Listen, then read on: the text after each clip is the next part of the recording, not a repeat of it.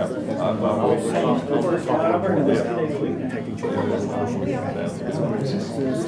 trying to get back into it. Blue eyes, something. Yes, they will. One of them. Okay. But I just did it just for something. Can you, hey Eric, would you mind go ahead and start? It is. It's Okay. started. Yeah, no, this is something that we're doing outside. We're going to call this meeting to order. The Legislative Committee on Monday, September 11th at 5:30 p.m. And Chairman Hyde, would you mind saying the prayer? Father, we thank you for this beautiful day we've had today. We thank you for your many blessings to us. And as we approach this meeting tonight, we pray earnestly for your discernment and judgment and decisions that we make. Guide and direct us in everything. We pray in thy name. Amen. Before we approve the agenda, I have 3 items I wanted to add. One was submitted by a citizen. It's the resolution of the County Commission of Sumner County, Tennessee, rescinding Resolution 2202-03, approving an economic impact plan for the Shoot Lane development area. I'm going to add that as item G under new business. And the second one was Commissioner Boyd had gotten this to me. She had emailed us about this. I guess the Resource Authority last week moved their meetings to inconvenient time and space, so she wanted us to look at this resolution for encouraging them to hold meetings at this building at a time that's convenient and space to citizens for transparency. So I'm going to add that as item H for the RASCO meeting time. And Commissioner Klein had asked me to add to the agenda, again, discussion on the statement of intent to move forward on the solar lease agreement exploration for the jail roof. And I'm going to add that as item I without objection. Do I have an approval to? So moved. All right, second. Commissioner Teacher, approval by Commissioner Show. All in favor say aye. Aye. Any opposed? Item number 4 is approval of minutes of August 14th, 2023. Do I have a motion? moved. Motion by Commissioner Brown, second by Commissioner Klein. All in favor say aye. Aye. Any opposed? All right, 5th, election of chairman and vice chairman. Chairman Hyde. Mr. Chairman, personally, I think you have done an amazing job as chairman of the Legislative Committee, and it would be bad on our part, I think, as a committee in judgment if we did any changes. So I very happily, gladly nominate you as chairman again. I'll second. Any discussion? All in favor say aye. Aye. Any opposed? All right. Election of vice chairman. I nominate David Klein again. We have a second for David. Second. Second by Commissioner Show. Any discussion or other nominations? I would just like to say something about David. You know, David, I think, has been one of the most amazing general operations committee chairman. He's an activist out there doing the things that he should do, and is always adding really good information to this committee. I just commend him as a really good county commissioner. I'll concur. All in favor say aye. Aye. Any opposed?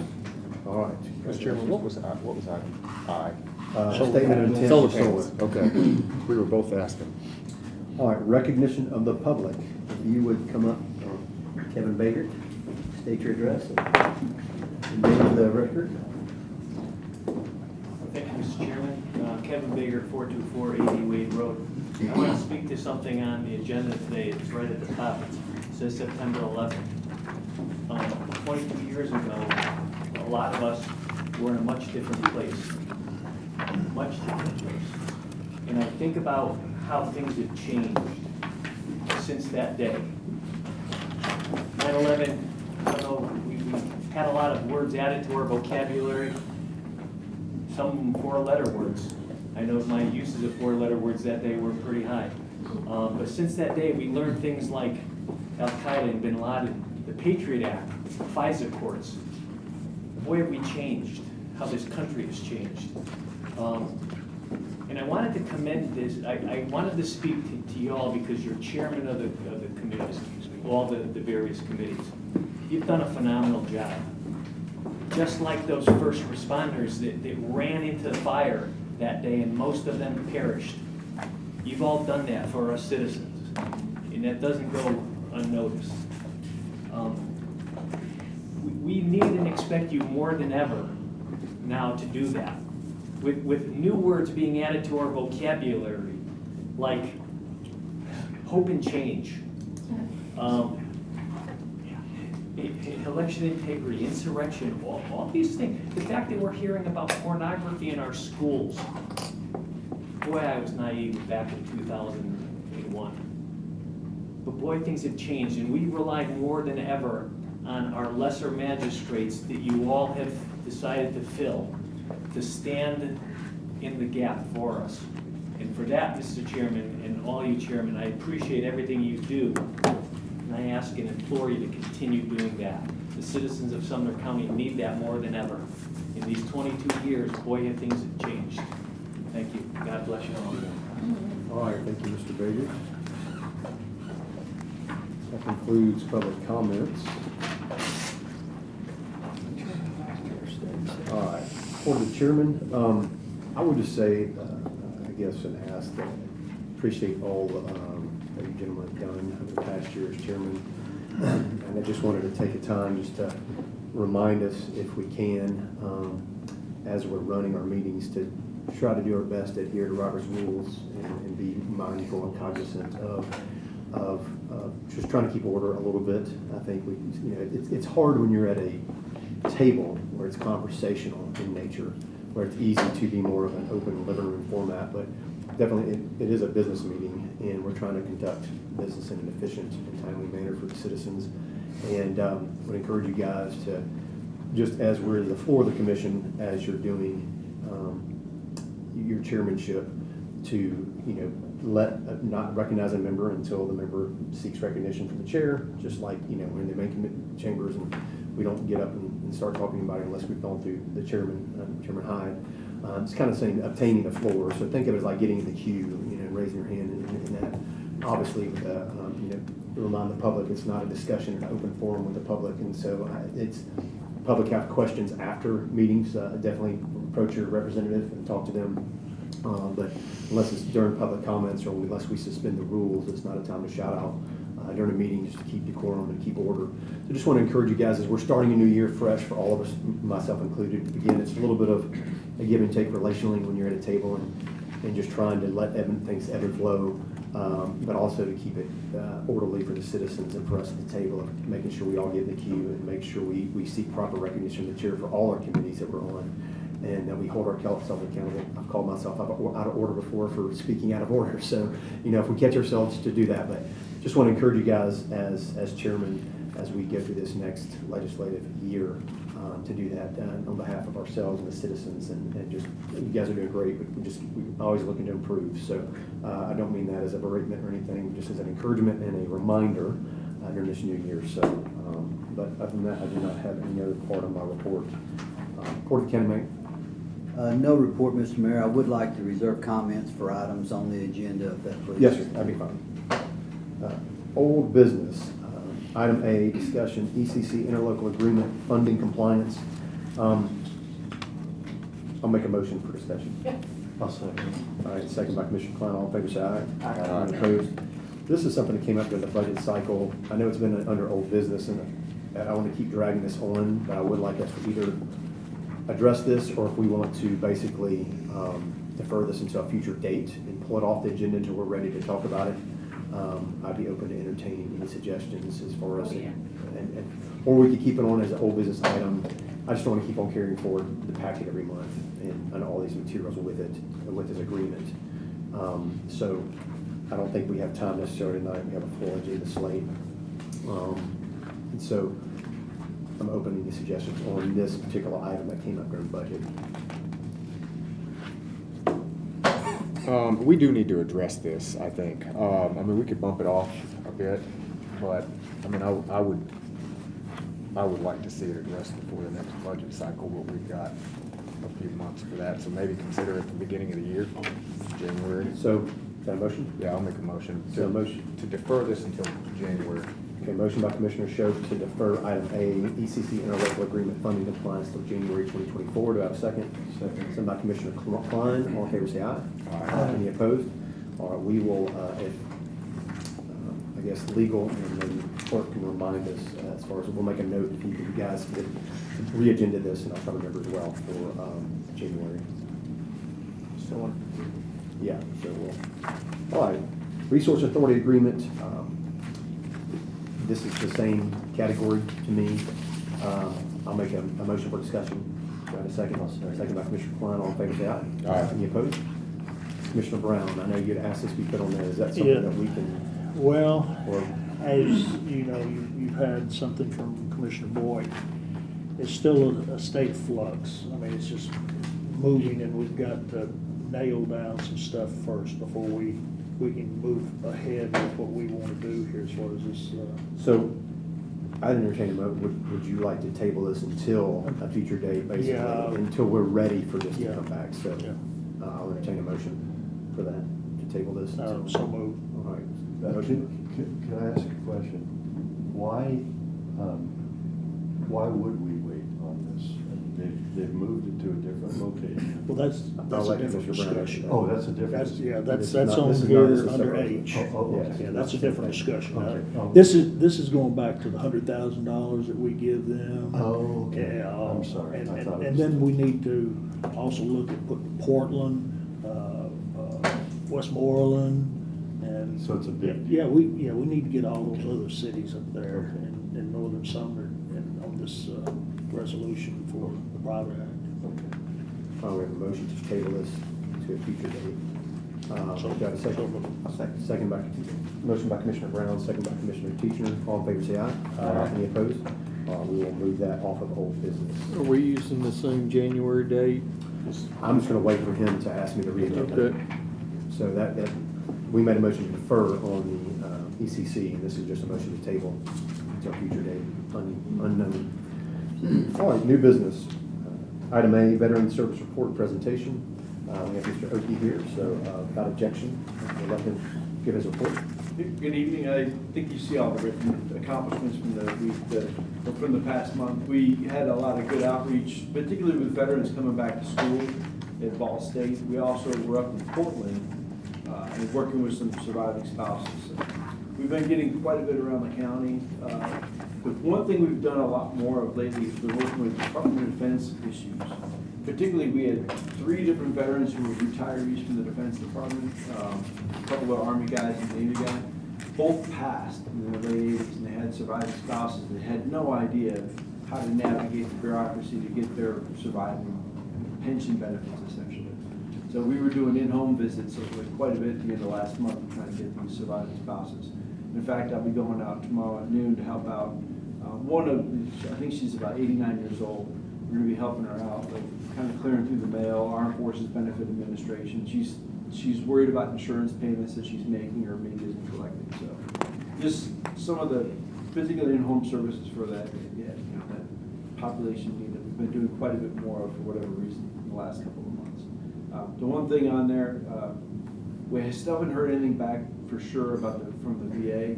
Still questioning how we lost 1,000 veterans in a fiscal year. I need more answers than that one. I wish I had better.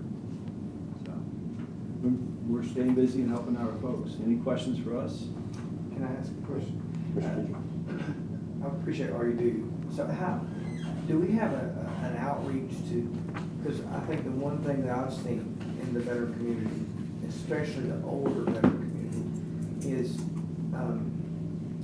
like an unknown benefit of how great, you guys, you provide a lot of services, but I think a lot of times that there's a disconnect, especially between that crowd or the crowd that serves one term. It seems like there's a disconnect in those two, on reaching you and knowing that they can actually use you. How do we reach that crowd in Sumner County? So for the older crowd particularly, at least 50% of the veterans in the county don't want to really go to the VA. I mean, there's a general feeling about, hey, I'm not hurt bad enough, someone else, I'm going to save the benefit for someone else.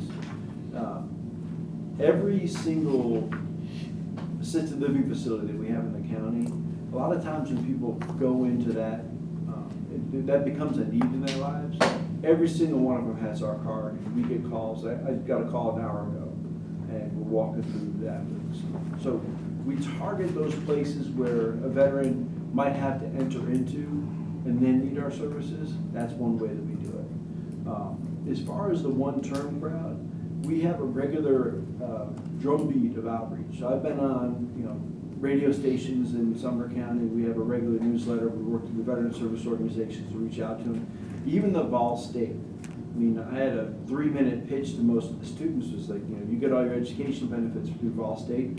Anything else you might need, you come see us. So that plus the word of mouth through our 10 different veteran service organizations in the county are the main 3 places.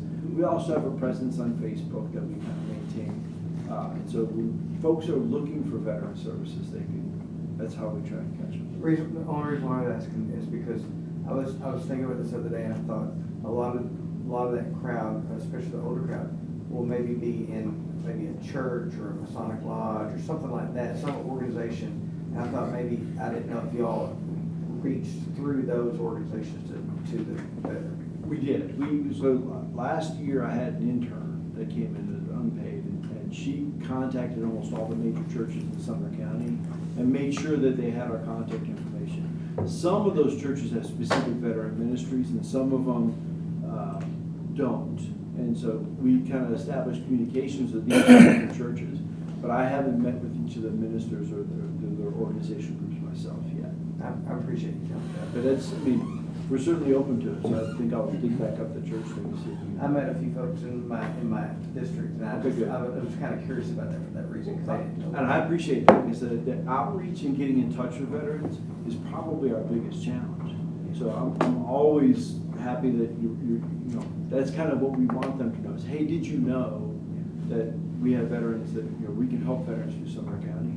And I'm not surprised that many of them don't, but reaching through churches and is probably something we can increase. So, last question, just a quick, when we do meet folks in the community who don't know about what you offer, what's the quickest way to tell them, just like in a passing, how to get a hold of y'all and what you can do? Calling, we always hand out our phone number. Our phone number is available through the county website. That's probably a good way if they go through the county website to veterans. That's probably the fastest way for most of them. And then if nothing else, shoot us a note, we'll give them a call. Appreciate it. I talked to some today, so I appreciate that. All right, thank you, Mr. Edwards. All right. All right, next, item B is a resolution for employee complaint procedures. Do I have a motion? Make a motion to discuss. Motion discussed, second by Commissioner Schoaf, motion by Commissioner Klein. All those in favor say aye. Aye. Opposed? And I'll get a cue on this one. I read this. I mean, it seems fine. I mean, I guess I have a couple questions, but what was the impetus for this? I'll have to send you to legal for that one. This is a request by legal. We worked on this with David Long to come up with a policy. So we have a chain of command, as it were, for employee complaints, sort of resolving some of these policies that we need to have in place that we don't have at this point. So that's where this came from, is a collaborative effort between our office and finance. Got it. And it's an attempt to rein in the HR aspect and but because we're the ones taking the brunt of any new hires and any issues that are going on, they're coming to our office. So David and I have to get together to create some sort of mechanism so we're not duplicating work efforts and things of that nature as well. It's also a risk management type issue as well, so we can figure out where everything's going. And I'll direct to you, but does that mean employee complaints about their department are coming to the law department? I have received some, yes. Okay, that actually does bring up my next question here, and I understand that you're not equipped for that. I mean, we did make this, we made the decision to, and I think it was an appropriate decision to end the HR function, but there, it does beg a question here.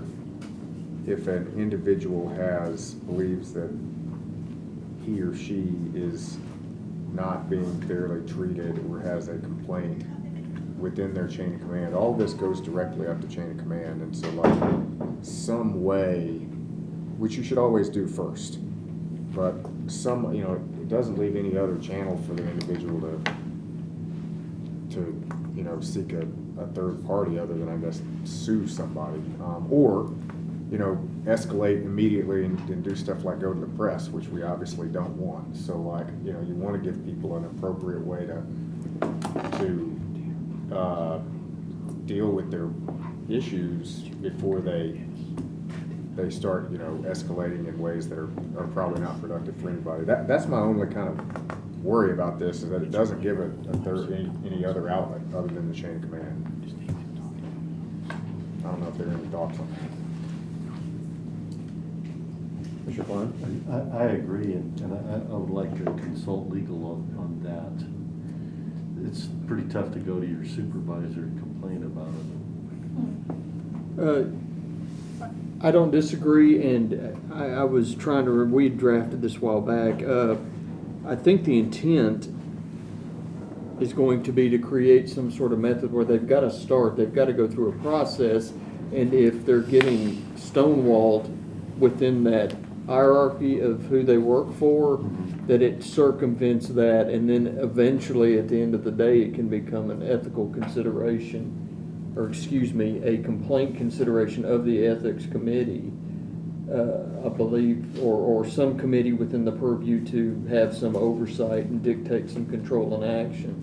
Because the attempt of all this is to remedy the problem before it becomes a lawsuit, obviously.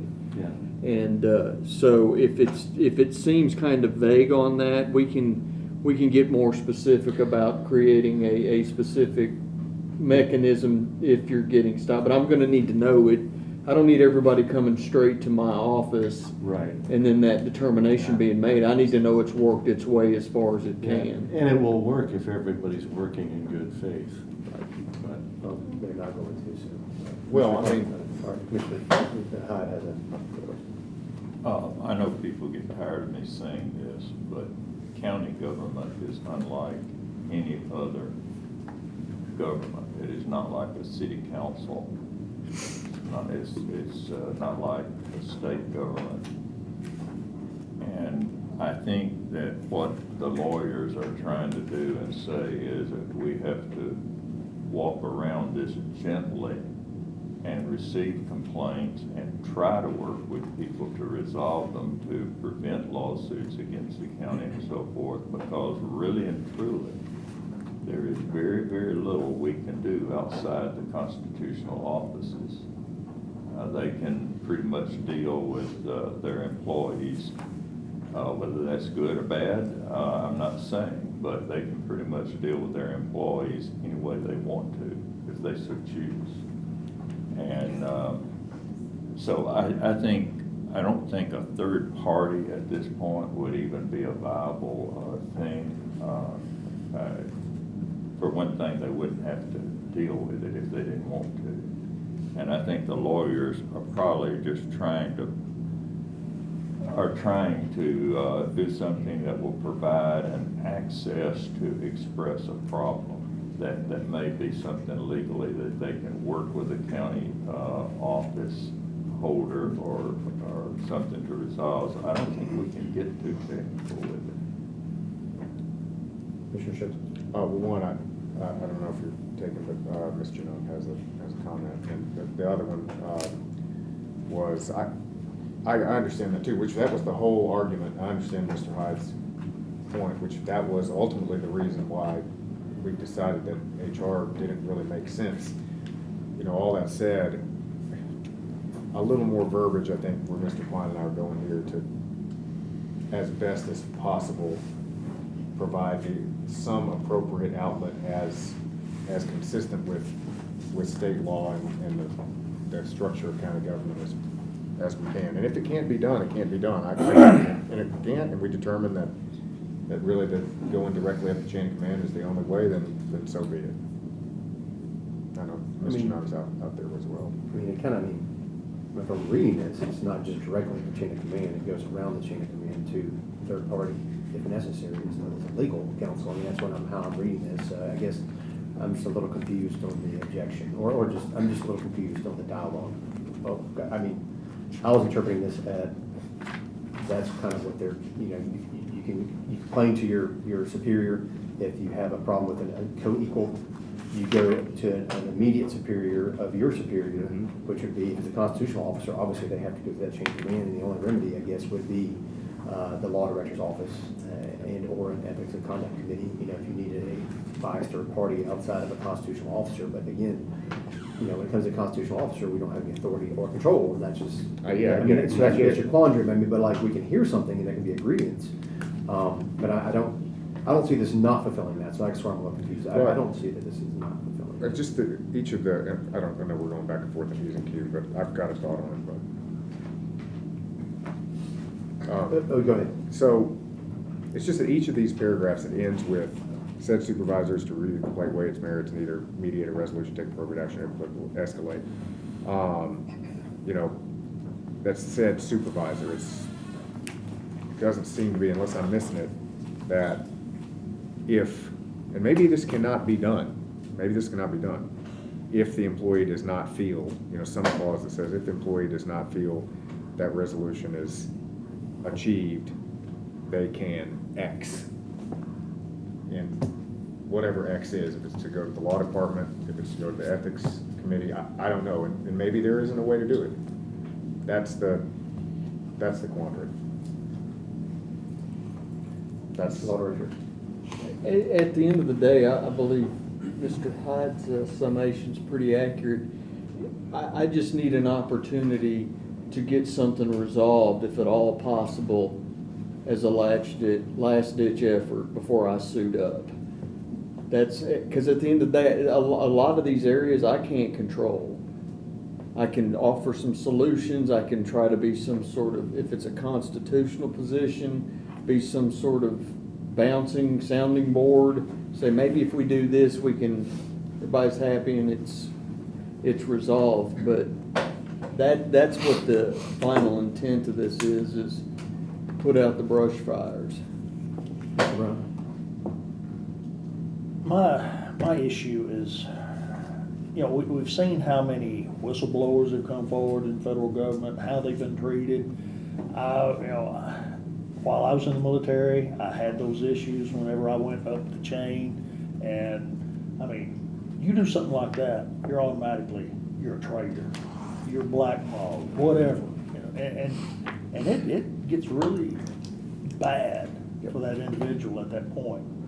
Now, that's where either some kind of protection or some kind of, and here we're looking at constitutional officers. They have ultimate authority over their section. Same kind of situation. And they need some kind of outlet as far as this goes, or protection, one or the other, whenever they do bring these complaints, because I'm sure they're gonna get blackballed real quick within their section, whatever governmental office that they're working for.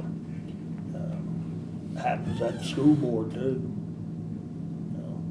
So that's my concern is whenever somebody does bring that complaint, what are we going to do to make sure that they are protected? Sure. I mean, right now we have nothing in place, and this Yeah, is a I know. step. And this is why that's kind of the point, Commissioner.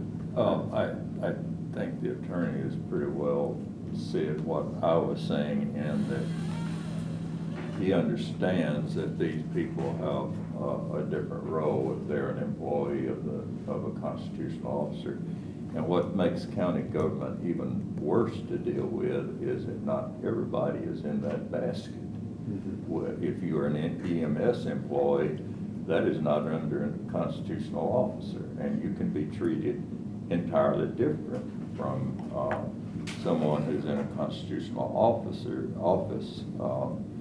So I think we would be wise to not very, very far from what the attorney has suggested here, because he understands what we're dealing with and is wanting just to, I think, try to get information to keep us from harm's way legally. And if we go much further than that, we may be shot out of the water in several different directions. So I've got it. Are you gonna make a motion? I am, but I don't. She's going to. You have something? I had a question about this, because when we we're dealing with all the whistleblower thing. Has there been any address to maybe having a hotline? Like when I worked for HCA, we had a hotline that you called and you could file a complaint and it went to the judicial side of the HCA, like the attorneys that did the code of conduct and all that. And then that complaint was funneled to the proper person. And so that way it would go either to their boss, or it would come down the lineage and be funneled to the right people. And then that person, the law office, would validate whether that was resolved. Because I personally was involved in an issue with HCA, and I had to file a code of conduct complaint, and it was about assault. And so it went from the top, and it came down through my manager, and then it was reviewed, and then it went back up to them. So have we thought about anything like that? And that's all I have asked. I've got to make a motion. Okay, motion by, So I'm gonna make a motion to add the following language, which in my view kind of solves it. Is there a spot you want to add? Yeah, it would be right before be it further resolved. And it was saying, it's After complaints of the law director? after complaints of the law director, it's a new clause, and it would be escalation by aggrieved employee. And it would read, should an employee, having taken and documented steps to resolve an issue through the above measures, not find redress for a particular complaint, that employee may take the issue at hand to either the law director's office or the Sumner County Ethics Committee. So the idea is, they have, like I think we were saying here, you have to use the chain of command first, which is, I keep going back to the military, but you do this in the business world too. You take it up your chain first, you attempt that, you actually have to document it. You can't just skip that and go directly to the law office. And then if after trying that you don't find redress, you have your choice. You can go to the ethics committee or you can go to the law office. That's my motion. Can I ask you a question on that before we go? Let's get a second first. I would give a second. Second from Commissioner Brown, so, go ahead. So, everything seems really straightforward on this resolution. I mean, I don't think it seems, I like what you're saying, but it seems like it almost says the same thing. Because if you look at, we don't bring in the ethics committee, but, and that might be a good thing to put in there, but, so I mean, just if it's a subordinate or an equal peer, they complain to their immediate supervisor. That seems like common, normal, workplace etiquette or military.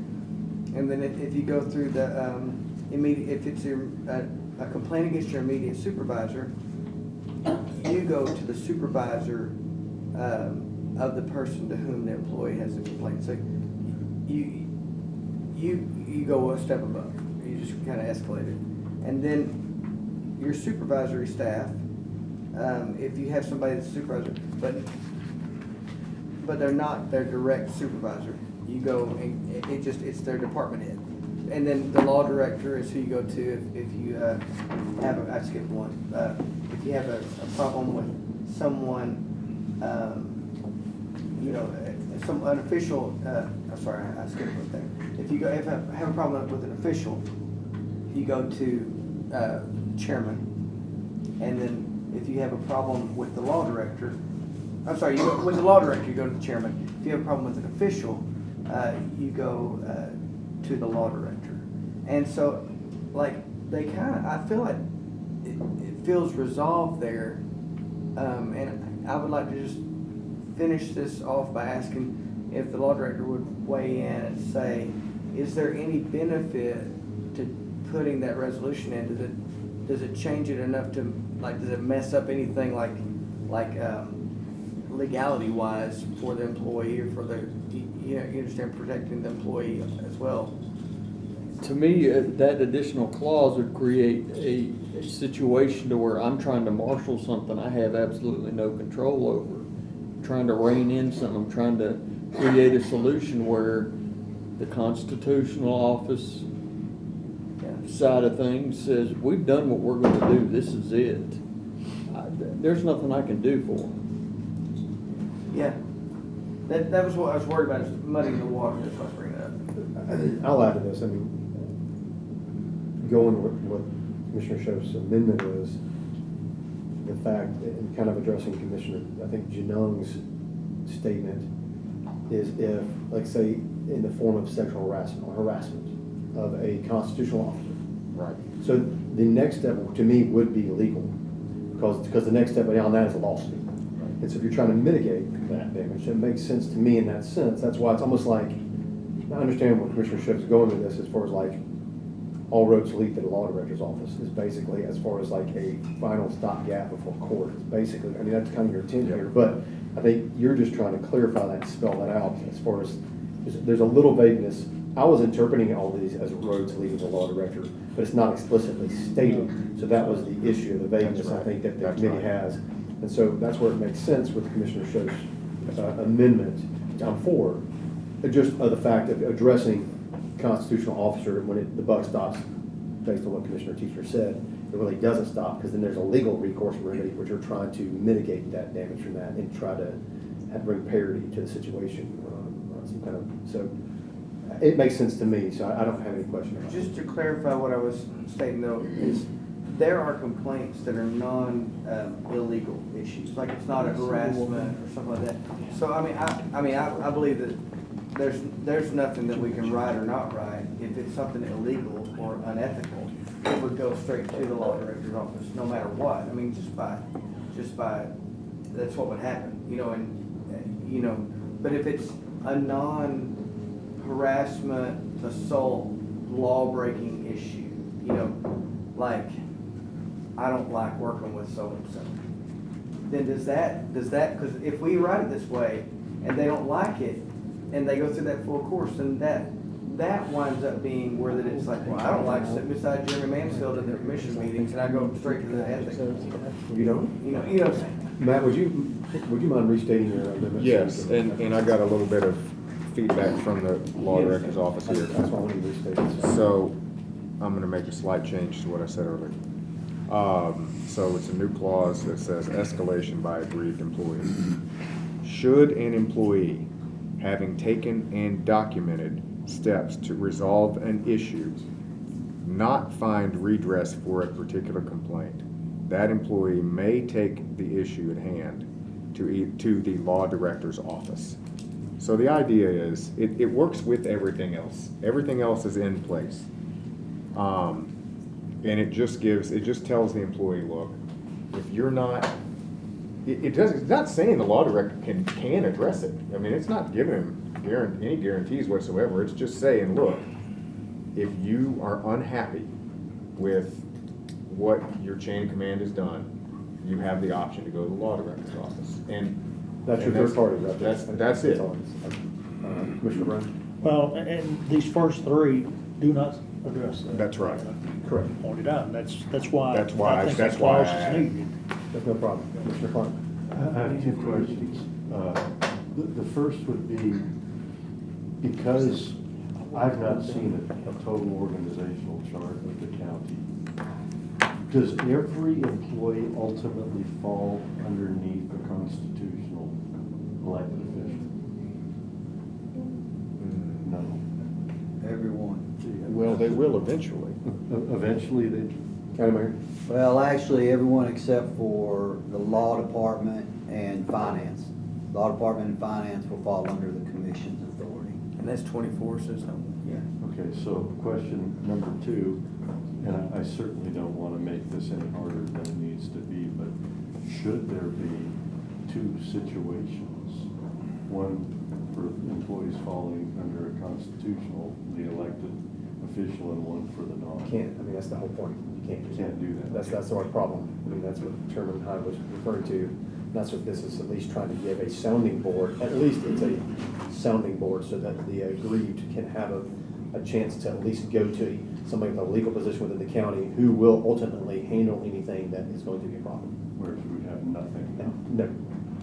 We made, Good. we made the choice, and again, it was the right choice, in my opinion, to, for all the right reasons, to remove the HR function. But this chunk of an HR function, how do we deal with employees who have issues? We need I mean, it's righteous to put this up, we need some SOP for it, and a way for employees to at least attempt to have a sounding board or some redress outside of their immediate chain of command, even if it can't ultimately be resolved.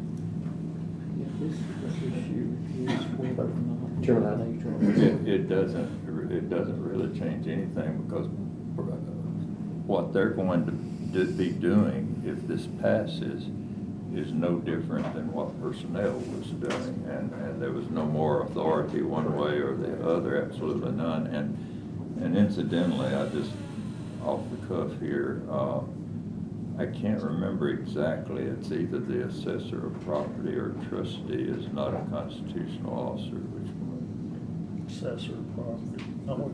One of the two, anyway, I'll have to check that out, but it doesn't matter, what we said is true. If it's a constitutional officer, it's dealt with entirely different. Yeah, both are constitutional. Are they? Yeah. There is a Yeah. person that I thought was, and. Oh, and highway superintendent, road superintendent. No. Constitutional. No, Really? no, yeah. Well, let's not get I'm off positive the. of that. Let's not get off the subject here. Yeah, Yeah, I'm it was- positive of that, because that was, I read that in the state documentation. That's true. There you go. All right, is there any further discussion on this item? So, all in favor, say aye. And this is the amendment? This is your amendment Okay. to the, Got it. we're voting Commissioner Stokes' amendment. All in favor, say aye. Aye. Any opposed? All right. We're gonna incorporate that. That's correct. As part of the, we'll consider that part of the, passing this resolution, so we need that on full commission. Do we need to vote on the? I'll make, go ahead and make a motion. I- We already had a motion on the floor. Well, so- we had a motion for discussion, right? We did, so. So I'll move to pass this. Second? Second. Second by Commissioner Brown, a motion by Commissioner Schiff, all in favor, say aye. Aye. Any opposed? All right. Item C, resolution Starless Keene for judicial magistrate appointments. Is there another motion? So moved. Second. Is there any discussion? All in favor, say aye. Aye. Any opposed? Resolution D is grant review. This was a resolution that actually Chairman Hyde had brought up a little bit. I think it's something I think is good for us to have some type of governor on this process. I know there have been grants that have come up that we have not accepted based on, because we didn't have a chance to really look at the conditions of it. I know there was problems with timing of the water line grant being provided in a timely manner to the law director's office for review of over 1,000-page contract. We've seen emails on it. So I think the spirit and intent of this resolution is basically prior to submitting for any type of grant process, it's kind of like we need to know what, come to us first, and let's get the horse before the cart, and not do things backwards, and just apply for a grant and say, hey, we gotta pass this grant, and have a week to think about it, and read it, and approve it, and it's an emergency. So that happens a lot in this county. I think that's the spirit of what this is trying to do, and so, So moved. Second. all in favor, say aye. Aye. Any opposed? All right, motion carries unanimously. The next one was a resolution protecting children. This was something that somebody in Knox County actually passed and reached out to me about, asking if Sumner County would consider passing a version of this as well, just as a statement of a coalition of counties. And this was important. I did print out a couple of pages from some of these recent books that the school board, or our new school board members have been challenging, some successfully and some unsuccessfully, such as The Bluest Eye, What Girls Are Made Of, Perks of a Wallflower. And I just printed those out. I'm not going to read these or have Commissioner Brown read these. Please. So, but this is just so you can know. But you know, the part about this resolution, and there's a lot of data in here about the part of this resolution that stuck out to me, and I posted something from school board member Andy Lacey, that it was a statement that he made a couple weeks ago at a school board meeting about this book called The Bluest Eye. And you know, and if you're looking at this resolution, there's a middle whereas, it says whereas the exposure to and normalization of sexualized behaviors reduces children's inhibitions and ability to protect themselves from the sexual advances of others. And this Bluest Eyes basically has a lot of inferences and story of about a pedophile and how he basically targets little girls with candy and ice cream in order to basically molest them. So, I mean, this doesn't need to be in our schools. It doesn't need to be it's this kind of stuff. And so, but when you look, the reason why is when you look at sex trafficking, you look at grooming, and you look at pedophilia and pornography, and you've all seen Sound of Freedom probably by now and seen that movie and seen the hypersexualization of our culture. When you desensitize kids to that, it's going to make them more easily prey and susceptible to these behaviors and patterns. There's a lot of data from the TBI and the Tennessee Department of Health on here about sexual violence and sex trafficking and rape and sexual assault, which I think are important statistics. But, you know, it's just something that is just, I'm appalled when I hear these things being read aloud at the school board, or it literally made me want to have a visceral reaction of wanting to be sick to my stomach just even listening to Member Lacey read this content that's right in front of you right here. And so, you know, you want to talk about today. This is September Mental Health Month. You know, came before us to celebrate this month as Mental Health Month in August, and you look at issues that young people and adolescents, prepubescent children are having, and kids going through puberty are having with mental health issues due to the negative effects of social media. It's also, to me, it affects the media, and part of that to me is the hypersexualization of things.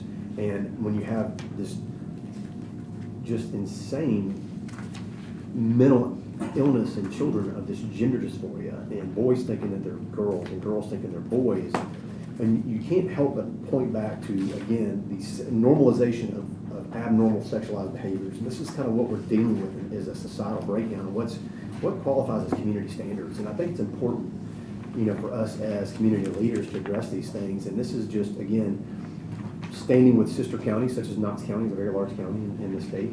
And this is something that they put forward, and I was asked to put forward here, so I don't think there's any objection to this, but I kind of wanted to explain just, and why I printed these things out. I mean, these three, the Bluest Eye, What Girls Are Made Of, and Perks of the Wallflower. Perks of the Wallflower was is voted to keep this in the school, and the Bluest Eye, the director has refused to take action on it so far, to my knowledge.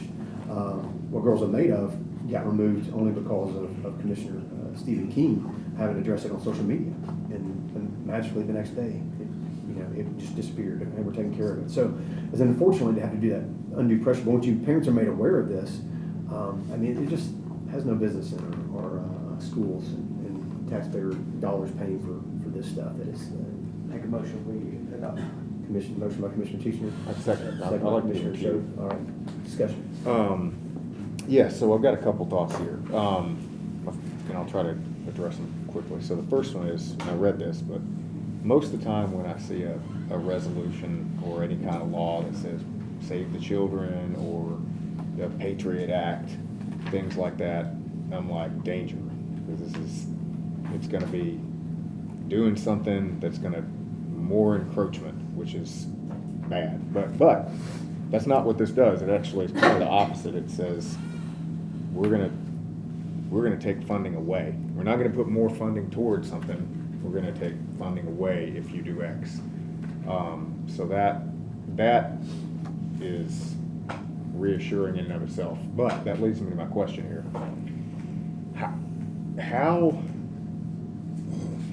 How hard, I mean, maybe the question is, how hard are we willing to go here, right? Like, let's say that, and there's no need to read any of this verbiage that is written here, but, we have an opinion on it. Schools keep it. This resolution says we won't apply any funding. Does that mean that we're gonna withhold the school budget? And if we try to do that, will it,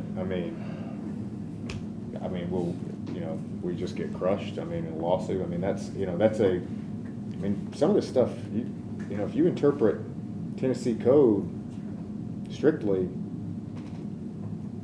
lots of material that could be found objectionable is sitting on the shelves right now, right? And so, maybe we have grounds to say, hey, we're not gonna we're gonna withhold funding, but the question is, my only concern with this is, I don't like putting something to paper if we're not gonna actually do it. It was my biggest complaint with the Republicans who recently went up and put a gun to the full faith and credit of the United States, and they did nothing. They did nothing, got nothing. It just looked stupid because they just folded.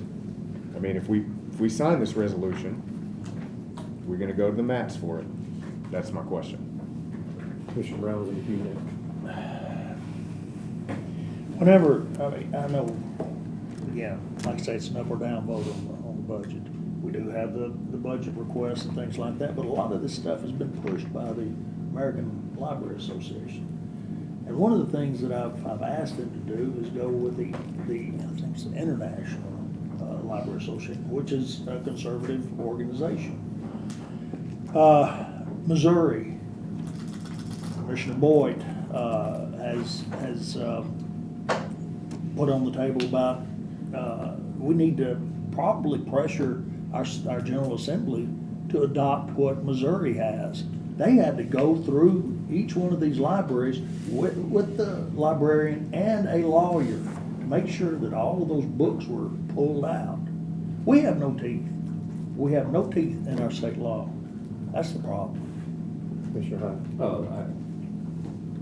Commissioner Brown is exactly right, and having served as a director of schools, well, first of all, let me say that a school board member shared with me the bluest eyed excerpts, and what you have here is mild compared to what was in there.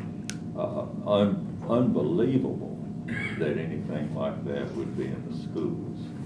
And I have shared it with at least 25 other people and let them read it, and they were pretty horrified when they read the excerpts from this. But the truth of the matter is, we don't want to put ourselves in a position where we cannot, that we cannot win. And you cannot withdraw funds unless something has changed drastically in the 20 years that I was there. You cannot withdraw funds from or direct the school system how to spend their money. There have been maybe one or two cases in the state of Tennessee that were decided where it said that you could have some leverage in large categories, and by that large categories I mean things like instructional material that includes a whole gamut of items under it, or administrative. But even at that was only one or two cases, and in most case law in the state of Tennessee, we either fund the school system or we don't fund it, period. And that's what it comes down to. And then if we don't fund the school system, probably the state's going to come in and direct us to do that. So I think Commissioner Brown is right that maybe we should send some kind of firm resolution that we do not want our money spent on material like this, and then look for some teeth elsewhere that we can attack this. It needs to be. We've got to get this material out of the schools. And just to answer your question, Commissioner Schoaf, on the be it further resolved, when it talks about allocation of county staff or resources to these things, this to me does not apply to the schools, because TCA is very clear that you cannot reduce the funding or take away the funding from the schools. And this is to me different than, for example, the 2A resolution I put forward in 2020. This is not where you're seeing a constitutional officer actually violate the Constitution of the United States of America and the Tennessee State Constitution, and where we're trying to apply the doctrine of lesser magistrates to a situation of not funding, because I had that clause in there as well. This to me is not an apples to apples comparison, in my opinion. It's an apples to oranges. So this is talking about this. No county staff or resources shall be allocated to activities, programs, events, content, or institutions that support, normalize, and encourages sexualization of children and youth.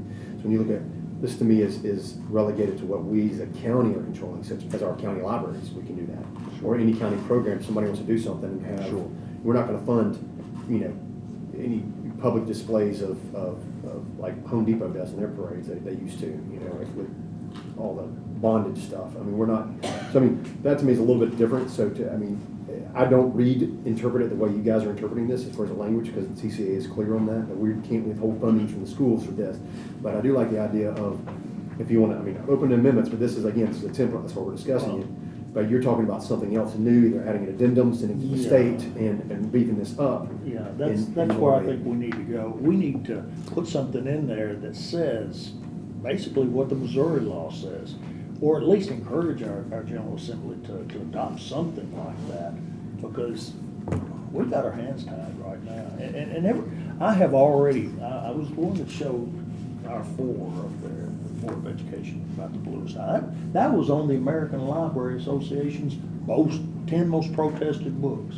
That's where I found it. And there was a bunch of other ones that we have, but that one was prevalent throughout the high school system. And I found a good 30 books that are in our system. Mr. Chief. Hey, I believe there's nothing wrong with what you're saying. I just think it's a different resolution. I think there's a time and place for that, and it's wonderful, but I'm sorry, I'm out of order, direct through to you.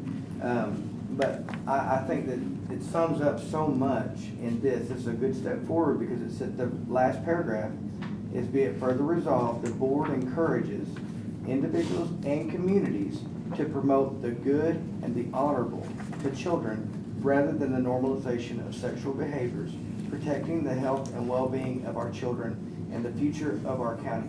There is not one citizen that I've spoken to who would not support that in my district. I mean, I can confidently say, I mean, that's exactly, and I can't think of one school employee or teacher or parent who wouldn't support that either. So I feel like I like what you're saying, it's just, those are two different things. So, Commissioner Show. I'm going to offer a very, very small amendment that I think at least helps. Would you want to add that at the very end, or It's going to be, it's a part of the be it further resolved. Which one? The one that you were mentioning, for the Right, so funded? be it further resolved, comma, and here's where the amendment will come in.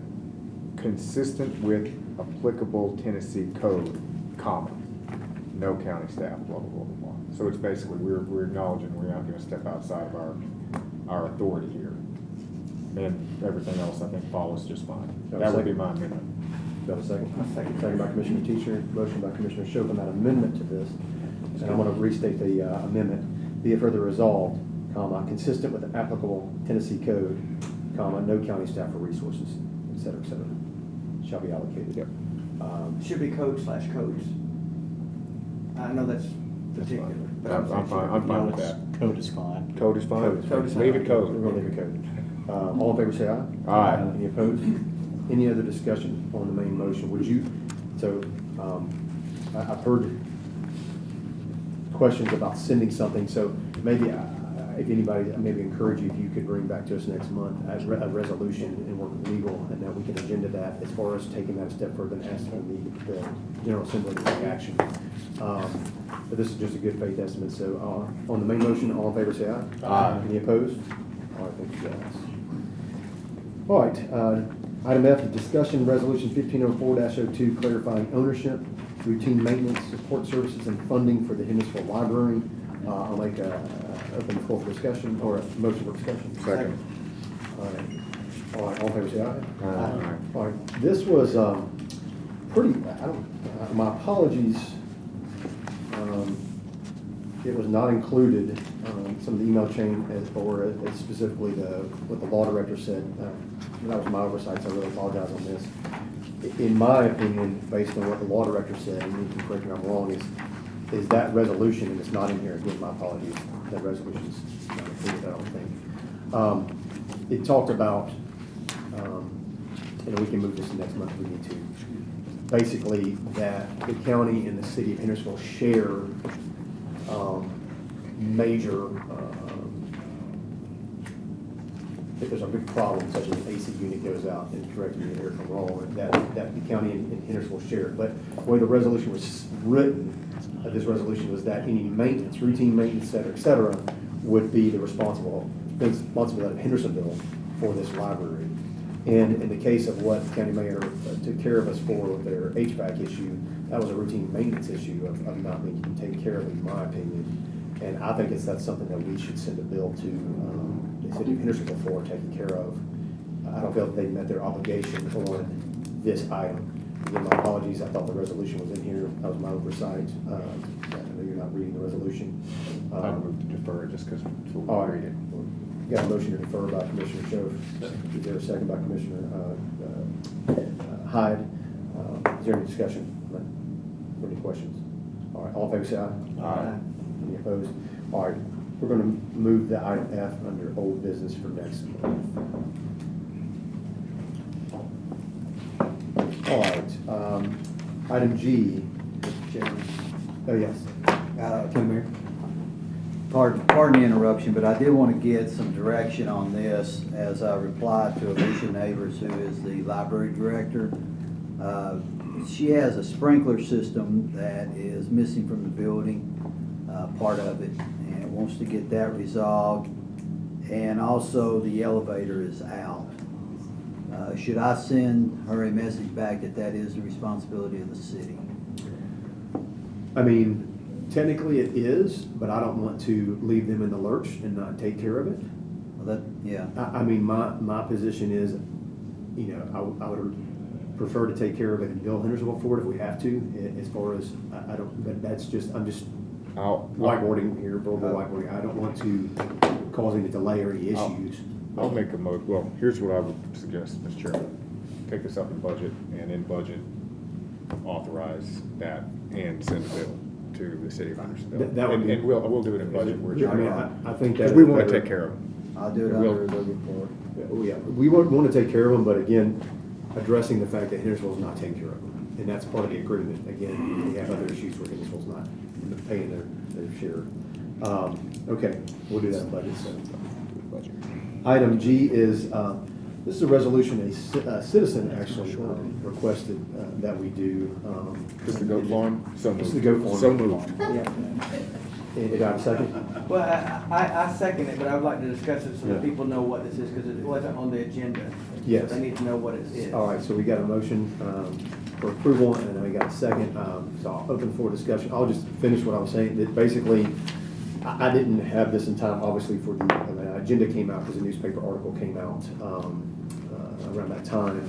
The citizen brought this up. But basically, this is essentially, since the developer has basically stopped the project, it makes sense that any agreements for the tax incremental financing that the commission might have approved based on that old plan, which is now not moving forward, that be rescinded, and should that project come back forward to the commission, a new agreement should come, and that is only, I think that is good business. So that is the crux of why this is happening. It's because of, we're just responding to what is being said out in the public and what was being reported. So it makes sense to rescind that original resolution from February 18th, 2022 on this TIF. And so we have a motion. We have I'm a going to second. do Q1. Can I get, Okay, sure. I was just gonna say, you were first. You go ahead. I just want to ask, would it be okay, just because, I mean, I had several people say something about this and were upset about the goat farm, so I know how my constituents feel. I feel like that it just feels appropriate that anyone watching online or anybody here would actually know what it is. Either, can we either pass it out, or could you read at least portions of it or something, whatever will keep it through, because I feel like it will be the most responsible. I'll read it. As representatives. Thank you. Resolution to the County Commission of Sumner County, Tennessee, rescinding Resolution 2202-03, approving the Economic Impact Plan for Chute Lane Development Area. Whereas the owners of Old Hickory Hockey LLC announced September the 5th, 2023, an indefinite pause on the project planned in conjunction with Sabretooth Sports and Entertainment, owned and operated by the Nashville Predators subsidiary Predators Holdings, and whereas the 100,000 square foot ice center, retail and restaurant space, residential units, other entertainment, and hotel were planned as part of the Chute Lane Development Area, otherwise known as the Goat Farm, and whereas the passage of Resolution 2202-03 by the Sumner County Board of Commissioners on February 28, 2022, approved an economic development plan that permitted certain tax increment incentives to pay or finance eligible costs pursuant to Chapter 53, Title 7 Tennessee Code annotated. And whereas the value of the tax increment incentives were stated at the time to be over $40 million over a 30-year period, and whereas no portion of the economic development plan has yet been implemented since the passage of Resolution 2202-03, and the project has now been placed on an indefinite pause by the project developer, and whereas any restart or changes to the original plan by the project developer would necessarily require a completely new plan for consideration by the Sumner County Board of Commissioners. Therefore, be it resolved by the Sumner County Board of County Commissioners meeting in regular session on this, the 18th day of September 2023, that this body does hereby rescind all previous actions and resolutions, excepting for any approved development plans that have accrued a vested property right, including but not limited to Resolution 2022-03, and be it further resolved that any previous resolutions of this body in conflict with this resolution are hereby repealed, and be it further resolved that this resolution shall become effective upon passage, the public welfare requiring it. Commissioner Shirts. So I just want to get in queue here and state a couple things. I'll probably state them on the floor. Just some facts. One, this plan, the developer is pulling out first. The developer is putting this on, so we have not forced anybody's hand. We have held true to the agreements that the previous commission agreed to, which I don't think this commission would have agreed to, but we have held true to it. We have put this is them pulling out and us immediately taking action appropriately. For the TIF. That's correct, for the TIF only. That's it. Second, because I am going to say this was because I've said many times that I'm very different when it comes to commercial development than I am residential development. This was commercial development. But you have to consider each of them on an individual basis, and this was a really bad spot. It's a really bad spot. Chutes Lane is on the edge of my district. I travel down there all the time. It's right across from elementary school. The road itself would very quickly become unpassable with any additional traffic. And I think what has probably, this is me guessing and speculating, but I think the developer probably figured all of that out as they got in and started really digging on what they were going to have to do to make this thing viable. This is just an example of one of these things which looked great in a PowerPoint presentation, and it was not a good idea. There are a lot of good places I'm sure that we could find in Hendersonville. I hope we could find for something like this. Love to find it. That spot was not it. So I'm very happy to be the person who moved to remove this TIF. I'll just say, my problem, and I did about 5 different posts about this after just this recapping, and there's a lot of detail in my opinions out there very succinctly. But the county mayor at that meeting said that this project could have been done without TIF. And that was stated from the floor by the previous county mayor. Additionally, the TIF was stated it was needed for high-density residential development. It was not, that's why they wanted the TIF. It had nothing to do with the commercial, had nothing to do with the ice center or hockey rink. And so that was something I was opposed at the time. I voted against it. But it's again, all your points are well taken. I won't elaborate any more on that. So, Mr. Klein. So, because I was not involved in any of this, I have not heard about much of anything. Half of that property is in the city of Gallatin, and half of it is county. No, it's 3 entities. A little bit of Hendersonville, a little bit of really? county, a little bit of Gallatin. Yes. Okay. A lot of Gallatin. Maintaining the roads I'm out of order, but it's a problem. So was it going to be annexed by any particular entity? It was rezoned in 2021, which I voted against as well. And the citizens came out and spoke pretty passionately against it. As far as for that area, it was a wrong project for the wrong area. Greenlee Boulevard would have been great for this. Anywhere else, I mean, Greenlee Boulevard, why Gallatin wants to build 1 million apartments out there versus do something like this is beyond my understanding. But that's the perfect place for it. And so, because of access, accessibility, it's the infrastructure is there.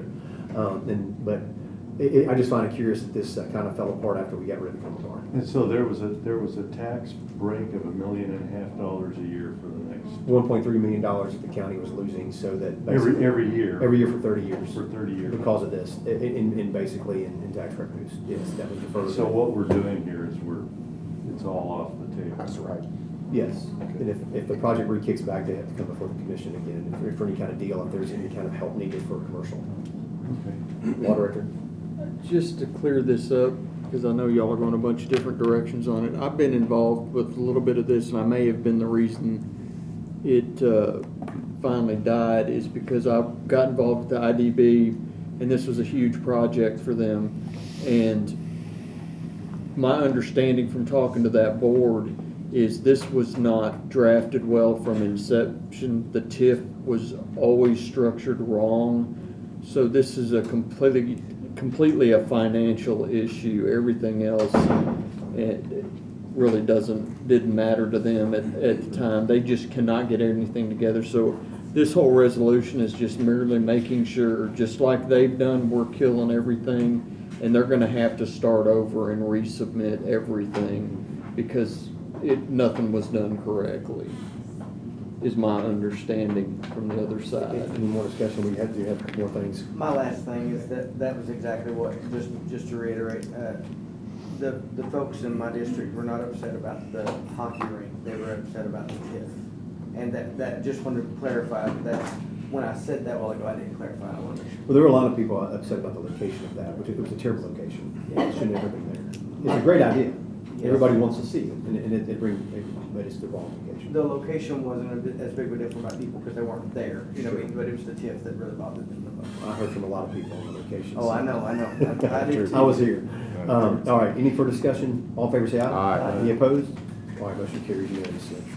Next item was the resolution for basically asking the Resource Authority to hold the meetings at the Sumner County Administration Building.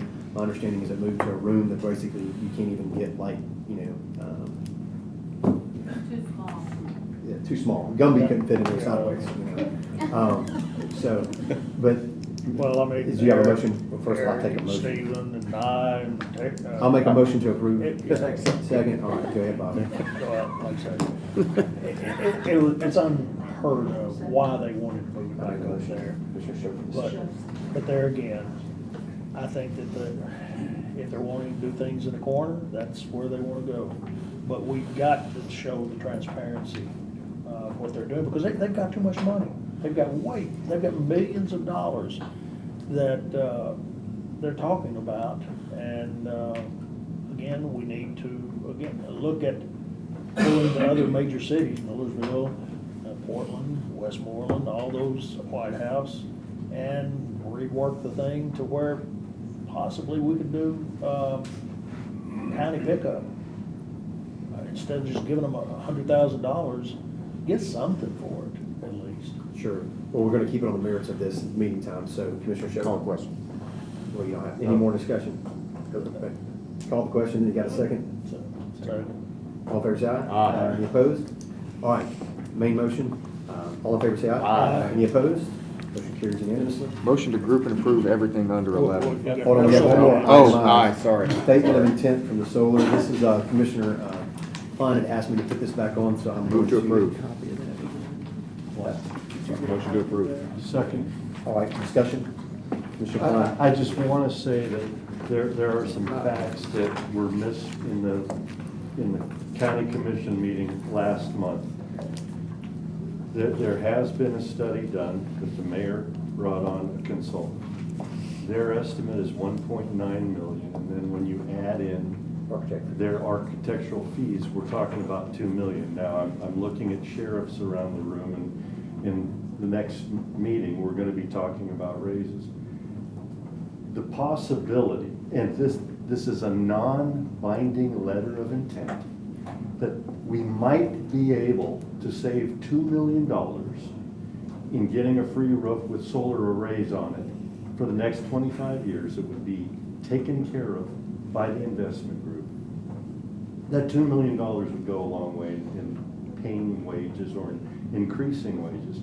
There's everything to gain and nothing to be lost. And I was fairly stunned when it failed last commission meeting, and I don't think we're going to have a problem here, but I will go into greater detail if necessary at the commission meeting. There is no reason on earth that we don't move forward and at least explore the possibilities of saving $2 million of taxpayers' money and then use it for raises or whatever we need to do, but there's no reason to pass on Mr. Shepard? Just gonna note that it's very likely that I will vote against this when it actually comes up, but I agree with you. I mean, in my view, they have a very high bar to clear. it. It may be. But, no reason. It's non-binding. We made amendments to make it extremely non-binding, maybe even like redundantly so, because you made fun of me if I recall, but I'm out of order. Yes, that's correct. So, I mean, no reason not to look at it. Is this the one that we made amendments to last month? Is this the same one that we're Yes. making to the floor? Okay. I think so. So we got a motion and we got a second. All in favor, say aye. Aye. Any opposed? No. So Commissioner Hyde is opposed, we got one no. So we'll need to put this back forward in the commission packet from the same information we had last month to support this. Now, motion to group and approve everything under 11. Do we have a second? Second. Second by Commissioner Brown, motion by Commissioner Schoaf, all in favor say aye. Aye. Any opposed? Items 12A and B are both for docketing purposes only. These are both first reading for county zoning. Question one's the annexation under zoning, so motion to docket the next month. Second, Commissioner Klein, all in favor say aye. Aye. Any opposed? Motion to adjourn, Commissioner Teacher. Got a second by Commissioner Schoaf, all in favor say aye. Aye. Any opposed? All right, meeting is adjourned.